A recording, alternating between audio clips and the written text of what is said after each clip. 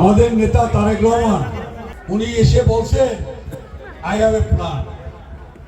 এই যে কথা বলছেন প্ল্যানটা কি, আমি আপনার দুই তিনটা প্ল্যানের কথা বলি। প্ল্যান হইল উনি 31 দফা দিয়েছেন। 31 দফার মধ্যে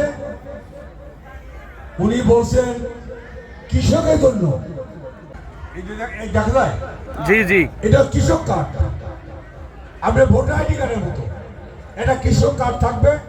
একজন কৃষকের তিনি তার এই কার্ডের মাধ্যমে তার কীটনাশক, সার, বীজ এবং চাষের যে যত কিছু আছে সব কিছু ন্যায্য মূল্য পাবে। তার ফসলের যদি কোনো রোগ হয়, পোকা পড়ে, উনি ফোন করবে, ওখানে বলে দেবে কি ঔষধ দিতে হবে, আপনি এই কার্ডের মাধ্যমে করতে পারবেন। এবং প্রান্তিক কৃষকের যে 10,000 যে ঋণ আছে, কৃষি ঋণ, এই 10,000 কৃষি টাকা মৌকুব করবে। এটা সমস্ত কৃষকের জন্য প্রযোজ্য থাকবে।